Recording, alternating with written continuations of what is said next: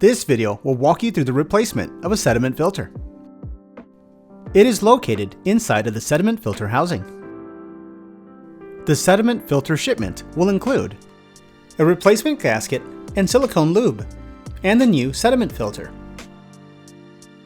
Before attempting to replace the sediment filter, you must first access the water main to turn off the water to the home. Water pressure to your system will need to be relieved by opening the cold water to either a tub or a shower all the way.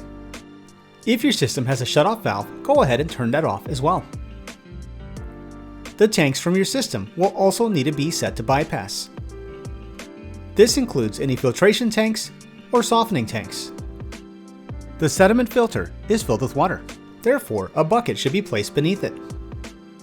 The spanner wrench will be required to loosen the sediment filter housing. Simply place it around the housing and then use it to unscrew it. While the sediment filter housing is being unscrewed, you will notice water begin to leak from around the outer edges. Any water that remains inside can be drained out into the bucket that you placed. The O-ring that's on the top of the sediment filter housing will now be removed and be discarded. Make note of the groove along the top of the housing that the old O-ring was laying in. The new O-ring that was provided in your kit will be laid into this groove. The silicone lubricant will now be applied to the O-ring.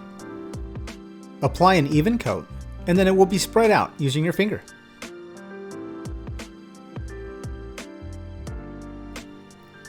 Flip the O-ring onto the other side, and you will repeat these steps to add lubricant to the other side.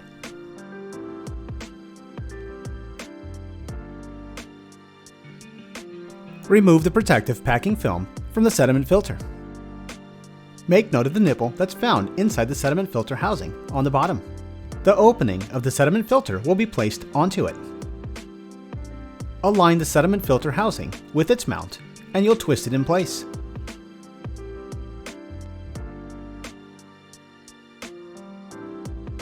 Once you have it fully tightened, use the spanner wrench to fully tighten the sediment filter housing in place.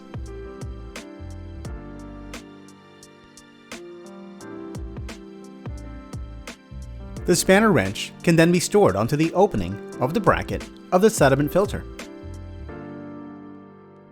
Before turning the water back onto the home, ensure that all of the valves are in the bypass position. The water to the tub should also still be in the on position. The water to the home can then be turned back on. If you install the shutoff valve onto your system, go ahead and open it. Water will now flow through the pre-filter and then begin flowing through your home.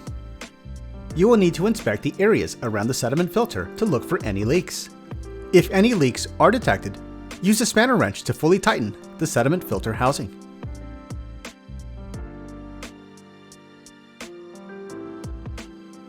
To ensure the media in the carbon tanks or the other tanks is not disturbed, you will need to open the bypass valves slowly.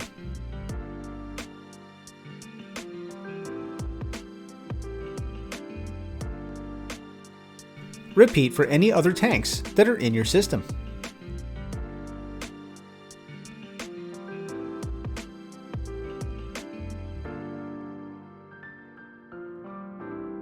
Congratulations! Your system's sediment filter has been replaced.